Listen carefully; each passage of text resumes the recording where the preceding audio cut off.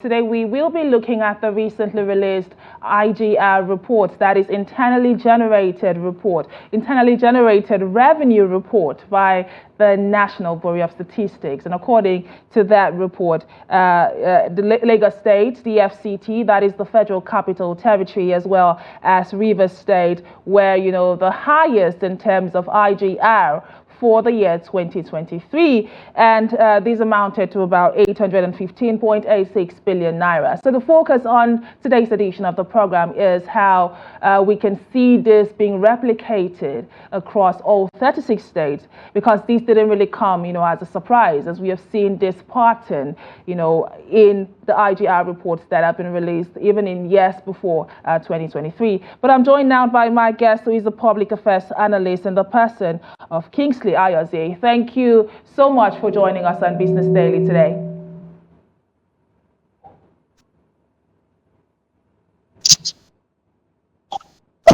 Thank you so much, Trustee, for having me around. Good morning. Good morning to you too. But I will want to begin by hearing your thoughts on, how you would assess the performance of the states now, generally speaking. And what would you say were the major factors that contributed to, the IGR between states like Lagos, Rivers, and the FCT, and of course the low-performing states?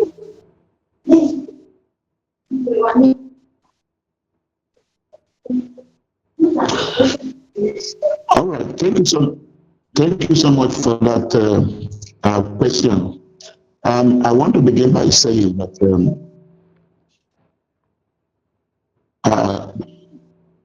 the result did not come to us by surprise. Looking at looking at the status of the state called Lagos, being one time the Federal Capital Territory of Nigeria, then looking at FCT, which happens to be the current capital of the Federal Republic of Nigeria, then alongside the oil-rich River State. These three states, when you come to think about it, they house most of the multinationals. They have the big players as far as industry and business concerned, and by that we have a competition of large number of persons, both in Lagos, both in FCT, and also in River State. So what do you expect where we have the large concentration of our industry hub? So the resultant effects actually showed in the figure that was published by the National Bureau of Statistics against that of the 2023. Aside that too, I also want to give it to them, especially in the area of providing that needed environment that will also help businesses to thrive. All of these things goes a long way to impact positively on the outcome, and that's exactly what you can see in that result, with Lagos taking the first lead, FCT taking second, and the Rivers coming top. So that's my thought on that. We have large concentration of industries, we have large concentration of multinationals, and Abuja, in the federal capital, houses most government establishments. So we have large population of persons residing there, and the resultant effect is what played out in their IGR. Well explained, and like you rightly stated, this really didn't come as a shock to most economic watchers. But I would like for us to look more in-depthly on, the output of that report, because according to the NBS, taxes contributed about 80% of the total IGR. We also did see that payee was the largest contributor. But what does this tell us about the tax base in Nigeria and, our approach towards diversifying our economy? Can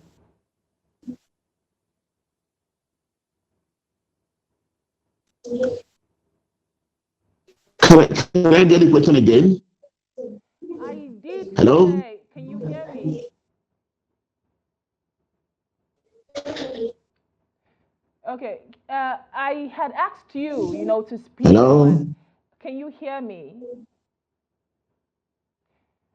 Okay, while we try to get that sorted, we are looking at the recently released IGR report, that is the internally generated Okay. revenue Yeah, report I can by hear the you. National Bureau of Statistics, which has gone to show that Nigeria, as a nation, for the year 2023, generated, three states rather, that is Lagos, the FCT, and Rivers State, generated as high as 815.86 billion naira, which indicated that these three states were the major contributors in, when it comes to internally generated revenue. We can have, the slides displayed on a screen showing, full details of how these different states had fared in the year 2020, into the year 2023, I beg your pardon.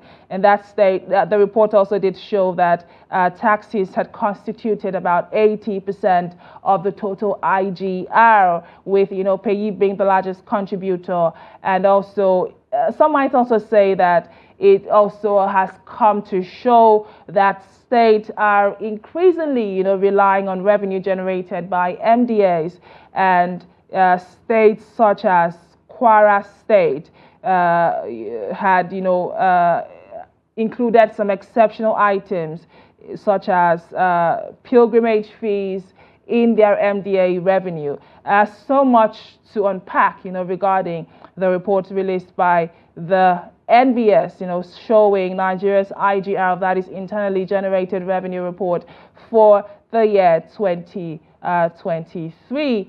But at this point, we will take a short break. When we return, the conversation will continue. To stay.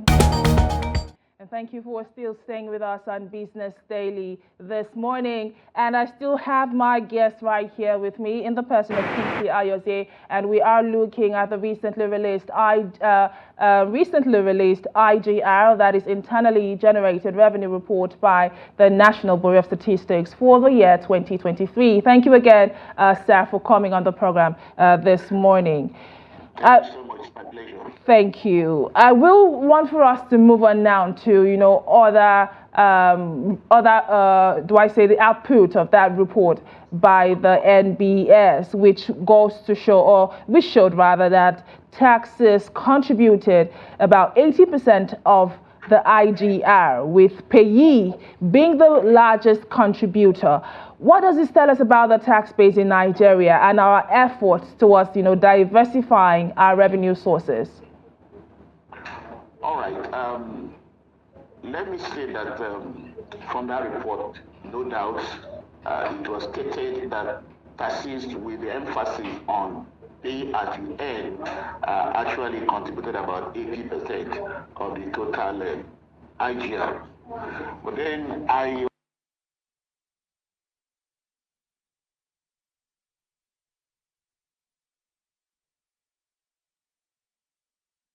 of IGR is actually made up of a whole lot of items, even though the emphasis have actually been on taxes. When we look at IGR, we need to consider items like fees. Fees is still part of IGR. We have levies, part of IGR. We have the issue of rent and royalty. That is where the government have actually gone ahead to build structures. Rent coming from there could also constitute the IGR. We have interest income. That is when government have also invested in commodity markets, such as treasury bills and bonds. We could also rake in interest from that direction. We also have the issue of dividends. That is where government have gone ahead to invest in the equity holding of listed companies. So apart from taxes, I wish to also suggest that we should also look at other directions, just like Anna pointed out the other time. We need to look at rent. Can't we as a government begin to erect monumental structures? Those monumental structures can be hired and rent can come in therefrom. We should also be thinking of diversifying our IGR by investing in commodity market. Yes, commodity market is another place where we can also reckon something, issue of dividend. Having said that too, I also need to suggest that if there are assets owned by the government which have been lying idle or fallow over the period, instead of leaving those assets to be wasted away, why not either dispose them off? It's better to dispose them of, get the money, and put it into use in another place where we can also feel the impact. Or if need be, the government can also enter into what I would call private, public-private sector participation, where those assets can become viable. Then we should also look at other sources of revenues apart from the ones earlier mentioned. We must also begin to look at the issue of donations, getting donations from other multilateral institutions or donor agencies. Grants could also be another source. Donations, grants. If there are items that have been forfeited to government, either by virtue of corruptible issues, such assets could also be disposed of. That is where a competent court of jurisdiction have declared so. So instead of also leaving those assets to be whiled away and nothing is coming in, the government as a nation could also look in that direction and find. So I want to believe and suggest that if all of these indices and parameters, which I've earlier talked about, the issue of fees, levies, rent and royalties, interest income, dividend from stock market, sales of non-viable assets, the issue of auction, grant and donations are adequately pursued to the letter, you'll be rest assured that all the states will begin to sing a new song. So I must commend them for that. They have done so well. So let the same energy that was invested in the area of tax be also invested in this direction. I am speaking from an accounting perspective. You know, you don't just put all your eggs in one basket. Yes, tax may have fed us well this time around, but who knows what happens next year. Allow me to interject rather at this point. But you have spoken extensively on ways that states can generate revenue. But you seem to not have mentioned anything in the area of natural resources. What can be done without external forces, but internally? Are there areas that should be given more attention? Okay, fantastic question. I think we need to provide an enabling environment, or what you may call the ease of doing business, because that is the only way we can also accommodate the informal sector, which happens to be the largest employer of labor. So once we have an enabling environment that is very, very conducive to allow small-scale enterprises, know that we have about if I'm not mistaken, over 75,000 small-scale industries in the nation, where the environment is so enabling to allow those small-scale enterprises to go into production, depending on what they're into. That will also impact positively on our economic growth. Those informal sector will also be able to assist in their own little way by either payment of taxes, as you already said, and even for employees that work there too, they could also be taxed based on pay. So I want to say that the environment must be enabling to allow the nation to go into production. We must begin to think in that direction. All our energies and efforts should be channeled towards making Nigeria to be a producing state. Let's limit or let's reduce our concentration into airport and into export and begin to think about producing, so that when we produce these items can also be exported. And the resultant effect is that this desire for foreign exchange will also be addressed. Well explained, especially, giving more attention towards Nigeria becoming a producing nation and not an importation nation. But I will like for us to touch on governance and policy recommendations. You've spoken extensively on what should be done, what can be done, what we are not doing right. But moving forward, it's also important that we are able to come up with solutions in the area of policy recommendations. So what policy adjustments would you recommend to ensure that these funds that are generated are reinvested in the areas such as infrastructure, in the areas such as healthcare, in the areas such as education, which are very pivotal for any growing economy? Quickly, I want to look at it from the angle of promoting proper record keeping. That is very, very essential. We need to have a holistic inventory of what comes in the form of IGR. So our record system should be up to date in order to capture all the various income head, vis-a-vis the fees, the levy, the rent, and what have you. That is not negotiable. So we need to step up on our record keeping. Again, I am also suggesting that we need to implement an efficient revenue collection process such that I could also pay my taxes and pay my levies or pay my rent seamlessly without hitches. Nobody could actually believe that both of us are far apart, thousands of kilometers away, and we're having this conversation. So I want to suggest in that regard that we need to digitalize our process, such that these revenues can be captured.